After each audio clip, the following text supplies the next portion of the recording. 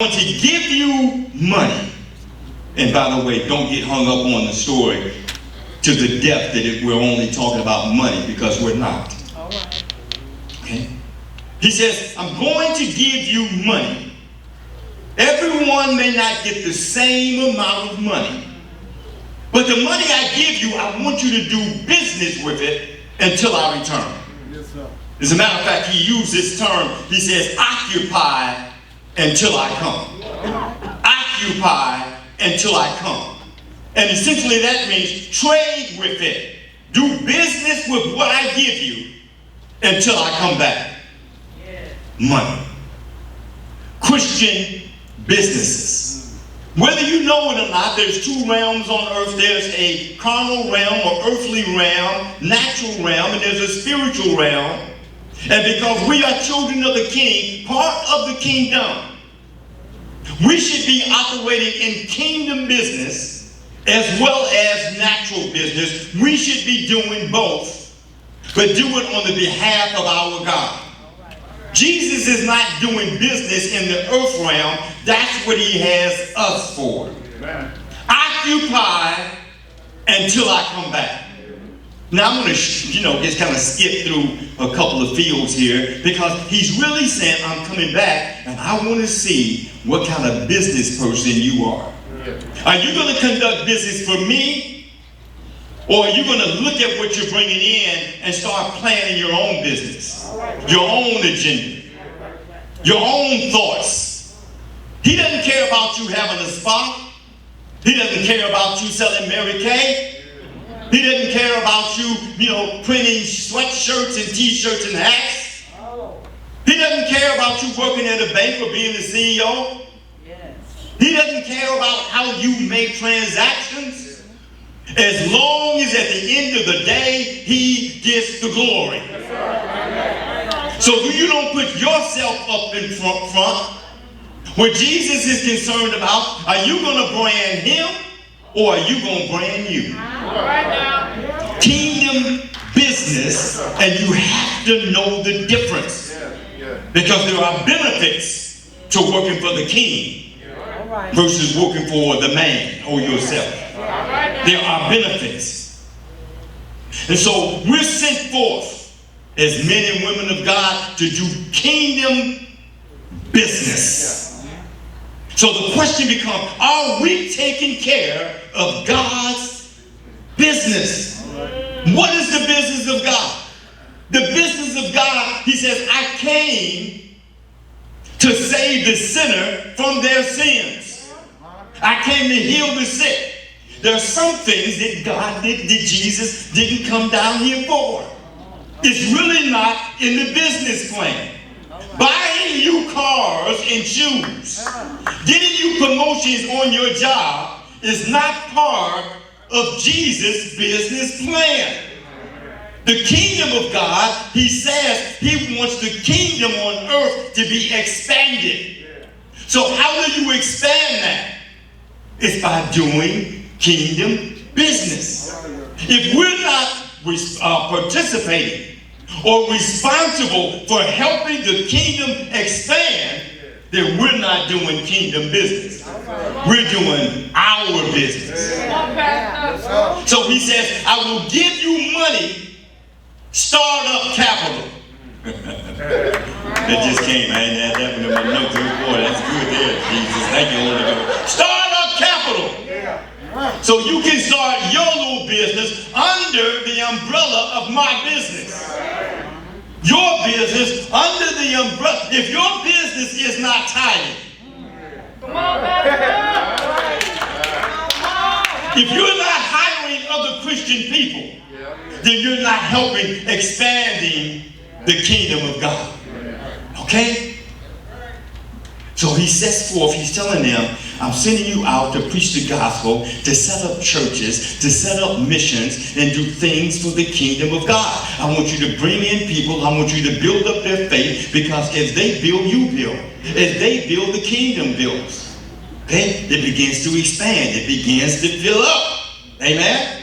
So that's what he's trying to share with his servants up front. He says, and if you do this, I'll give you power. That's when you go to the book of Acts, chapter 1 and 2. He's talking about, I will give you power to do the work. Every person that Jesus has an assignment for in the kingdom to do business, you are not only given startup capital, but you're given gifts. Gifts. In the book of Matthew, they use the same story, but instead of giving them money, the Bible says they gave them talents. And so I come today to not only tell you that he gives you money, he gives you talents, but he gives you gifts. Everyone who's sitting here today, you have a gift. Some people have multiple gifts. It may be a gift to sing. It may be a gift of administration. It may be a gift of compassion. It may be a gift of communication. You're blessed with a gift. Every kingdom gift that God gives us is not meant for our benefit. There's not one kingdom gift that God has given you where the plan is that you benefit by the gift. Every kingdom benefit, every kingdom gift is so that it flows through you and blesses somebody else to help build the kingdom of God. Understand me this morning? So you got to be thinking. You got to step back. I'm telling you. Get away from yourself for a minute. Get away from social media. Get away from other people whispering and talking in your ear and say and question yourself. Examine yourself. Is my gift all right helping to expand the kingdom of God?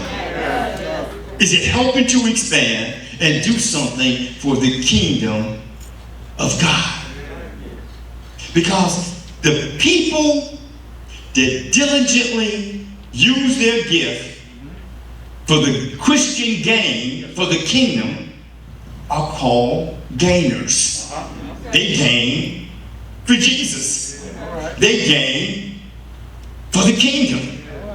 Is the kingdom better or worse, or it doesn't make any difference if you were absent?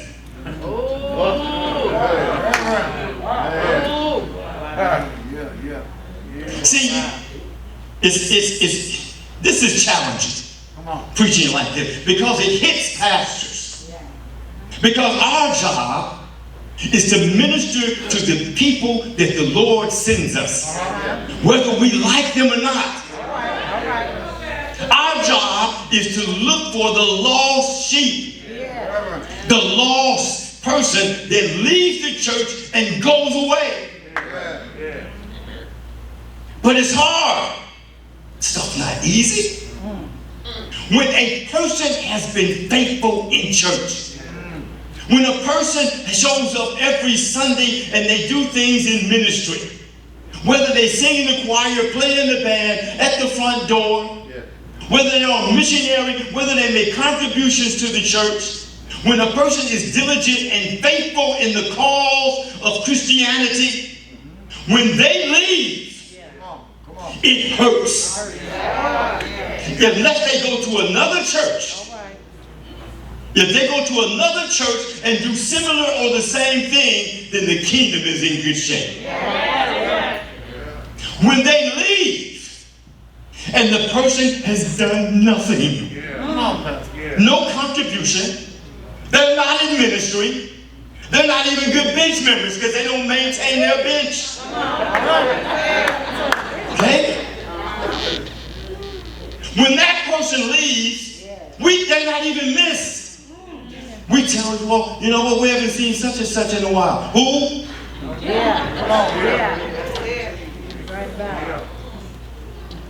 And the propensity of a pastor is that we will go look for the sheep, the lost sheep that has made contribution and is important to the kingdom. But our mindset is, if you ain't doing nothing, I'm not leaving the house for you. Come on, Pastor. The kingdom's not going to miss you when you leave. So that's what and so our pastoring, you can't think like that. You got to go after everybody all the time. Right. Not certain people. That's right. But the kingdom of God, the king, it's ironic because the kingdom of God is not always lined up with the way that we think. Because the kingdom of God kind of implies that if you ain't doing nothing, he's not that concerned about you. If you're not contributing, you're not making a contribution in the kingdom for the king, he's not that concerned about you. Right. All right. Oh, what a horrible thing to say. I'm glad I got y'all on the edge of your seats this morning. What a horrible thing to say. But look at what the scripture says.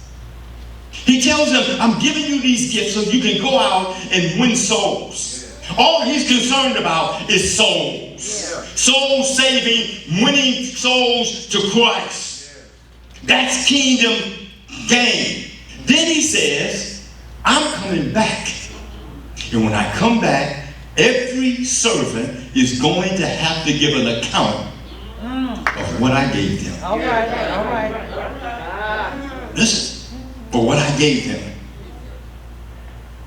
What fish have you caught in the gospel net? Remember, he came and said, I'm going to make you fishers of men. By the way, that's not gender. He's just saying that when I convert you, I'm going to make you fishers of men. So you go out and you try to get other men and women and put them in your net. Bring them back to me. Yes, sir. Yes, sir. It's your boat, but the fish are mine. Follow me?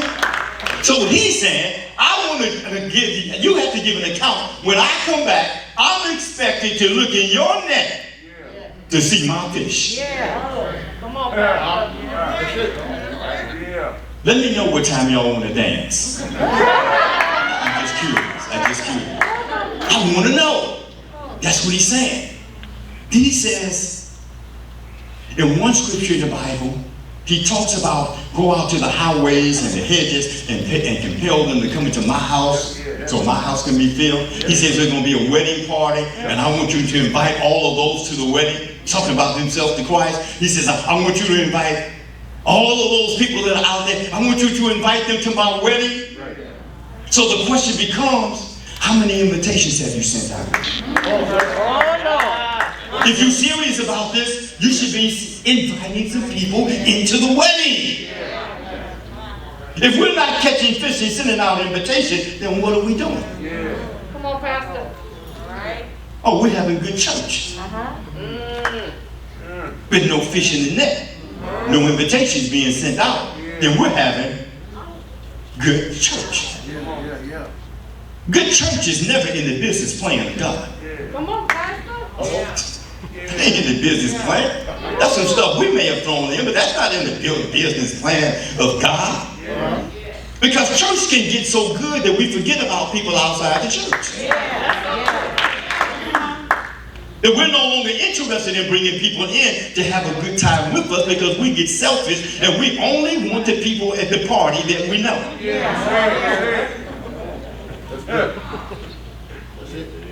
So he tells his disciples, his servants, I'm coming back and I want to report. Did your gift produce anything? We ask that. Does your gift produce? I don't care if you're dancing. I don't care if you're a deacon, if you're a minister or a pastor. The question you should be asking yourself, is my gift producing anything for the kingdom of God? My Lord. My Lord. Help us.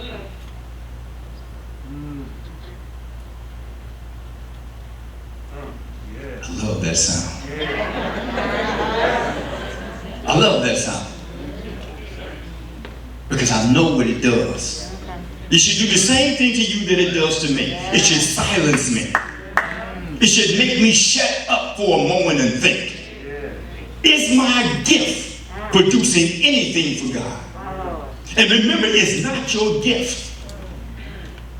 It was given to you by God. You didn't create it. So what are we producing for God? So he calls him back in. He returns just like he said he would. Who sung that song? He's coming back. Just like he said he would. Just like he said he would. If you don't think he's coming back, you're going to have a rude awakening. He's coming back just like he said he would. And when he comes back, he's going to do us the same way he did his servants. He called them in one by one. He said, you know what? I gave you a pound. I gave you a talent. I gave you some money. He asked the person, what did you do with it? He says, I doubled it.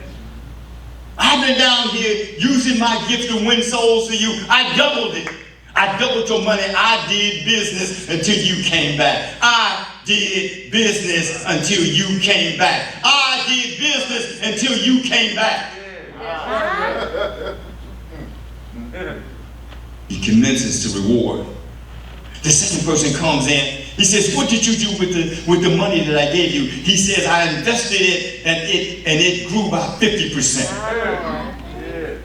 What you gave me grew by 50%. It increased. Then he calls the third guy in. He says, I gave you a pound. What do you have for me? He says, I got a pound. I got exactly. I saved it because I knew you were a sharp man. I knew when you sent us out and told us to go do business till you come back, I knew then that you were a businessman. And I want to make sure that you get exactly what you gave me. So he gave him back one pound. Come on. I got to read this. I can't memorize everything. Here's what he said. He says, I gave it back. You know how we are. We always got something to tag along with the tagline. So he has to justify what he gives back. The same thing. He says, I knew you were a sharp and wise man. Thou takest up that which thou layest not down. He thought that his master put a hardship upon his servants when he required. In other words, what he was doing, he says, I know that it wouldn't be right, that you wouldn't think of me well, if I thought that you would reap where you had not sown. Yes, sir. He said, you wouldn't want me to do something and produce more if you haven't sown into that. Right. He says, I know, Lord, you wouldn't do that. Right. His failure was, he said, you trying to reap what you didn't sow. Come on. And God is saying, I've sown everywhere. Yes, yes. I'm reaping what I've sown. He was making an excuse, like many people that are probably looking at me on social media, making excuses. Come on, Pastor. Amen? Many of us that are here today making excuses because of our laziness, unwillingness. And so we use COVID. Come on. Yeah. We use all kinds of, I'm busy, I got my thing I'm doing now, so I can't come to church. Excuses. Now, I'm getting ready to tell you something, but I don't abide by it. I don't necessarily believe it. I don't follow it. But I used to hear people say an excuse ain't nothing but a lie. And that's not necessarily true, because some people do have, some people do have reasons why they can't do certain things. But this man gives this unrighteous excuse of why he did not use his gift to produce more. Groundless. Gave him a pound, you gave me a pound, I give a pound back to you.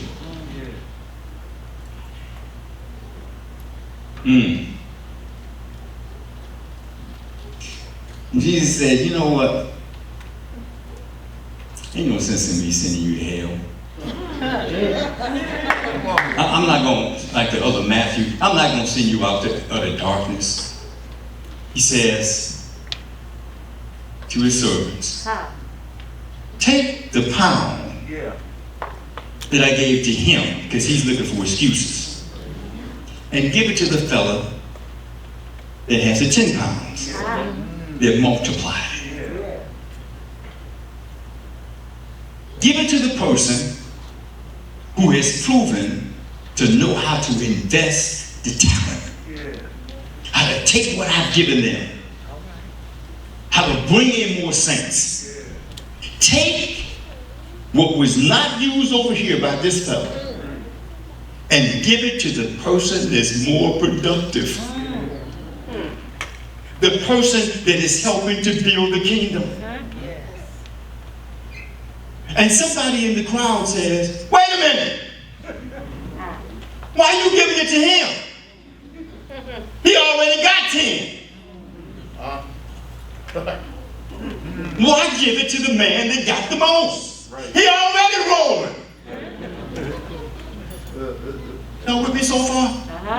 Now I know half of y'all not believing it, so read this when you get back home. Luke 19.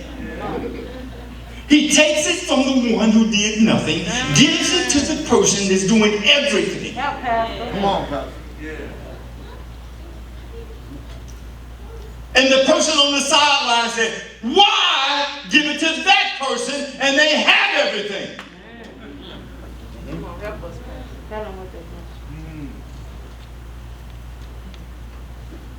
And it dawned on me. So simple. Kingdom entitlement. He was the king. And by birth, he was entitled. So that's the principle. He's saying that if you're working, you're praying, you're helping to build my kingdom, you're sowing, you're giving, you're helping others. When my word goes forth, you're supporting. Every now and then you get to say amen. You tell people about me. You point people towards me. You talk about me in the house. Come on, Pastor. You talk about me at work. Come on. You raise your children up talking about me. Come on, Pastor. You're concerned about what they eat on their diet. You're feeding them the word and not the world. Come on, Pastor. You make them dress like they're Christians, Come on, Pastor. whether they like it or not. You've been able to separate and come out from among them that do you know what good. You're able to know the difference between Christianity and the natural world. He said, you do all of this. I've given you gifts and you've done something with my gifts. Kingdom entitlement. Yeah. I woke up this morning and I've been hiding stuff. I've been hiding stuff because I'm like, man, God just keeps blessing. This has been an awesome month and a half. Where God is just blessing to the left, blessing to the right. He's just blessing. He's just blessing. Everywhere I look, there's blessing. Come on. And I'm like, you know what? I can't go in church shouting and telling people what you're doing for me like this. And I'm like, I woke up this morning like, the devil lives a lie. I see something in the word. Yeah. And I'm not talking about stuff and material things. I'm talking about how God's grace I wake up to every day.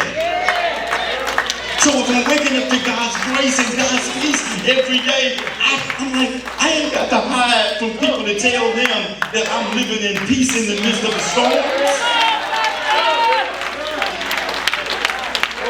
If I'm walking in God's goodness,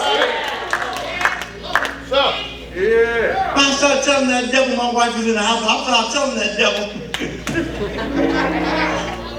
I'm entitled to be blessed. So I said when I got left the church. I knew I had a good, quick 30-minute message, but I said I'm not leaving out of here this morning with me being the only person to say I'm entitled to be blessed.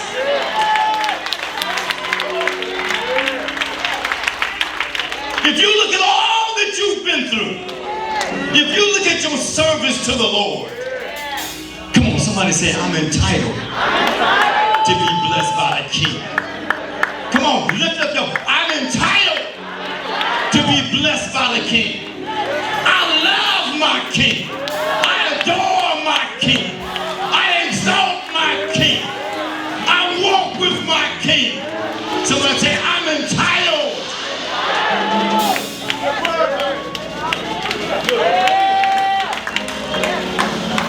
Listen, I'm entitled. Kingdom entitlement. I told God this morning, as long as I'm in the kingdom, I'm going to start telling people when they look at me cross-eyed because I'm blessed, this kingdom entitlement, baby. This kingdom entitlement. Don't get jealous of me because you ain't been through what I've been through. You didn't have to give up what I gave up. You didn't have to suffer the way I suffered. You didn't have to sacrifice what I sacrificed. I'm entitled. Look at your neighbor, tell him I'm entitled to be blessed. When I go out, I'm going to be blessed. And the good news is when I come back, I'm going to be blessed. Because I'm going to stay in the kingdom of God until I leave this planet. Kingdom entitlement. Why shouldn't I ain't working, I'm not waking up complaining about a job. I'm not waking up complaining about what happened in downtown Chicago on State Street at 2 o'clock in the morning last night. I'm not going to be worried about COVID. That stuff ain't going to drive me crazy. I'm going to get my shots. And I'm going to tell the Lord, thank you, take care of me with the vaccine. But I'm entitled. Because I'm in the kingdom and it says that the power of life and death is in my mouth. And I'm going to speak life. Come on, somebody. Somebody in here say, I'm going to speak life. I'm entitled to live, but not live any kind of way. I'm entitled to live what Deuteronomy 8 said. I'm entitled to be the head and not the tail. That's kingdom entitlement. Hallelujah.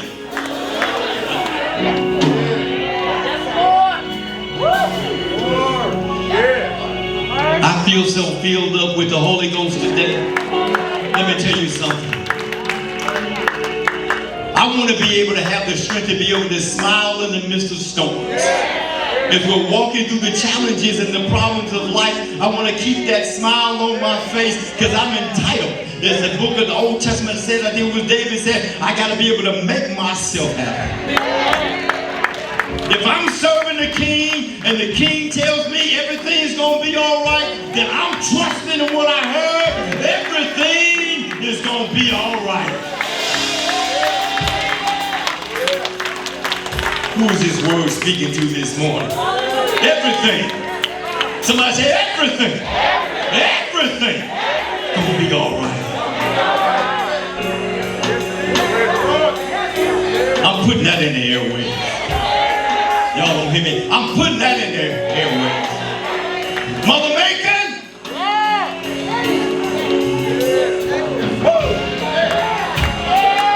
You entitled to get them discharge papers and come on back. I'm entitled. You entitled to have children that go away to college, be healthy, be strong, not pregnant, come back home, get a job, making $80,000, $90,000, $100,000. Come back and make it proud. You entitled to that. You reap what you sow, baby. Come on and say, I'm going to reap what I sow. I I sold good seeds. I sold in the storm. I sold in the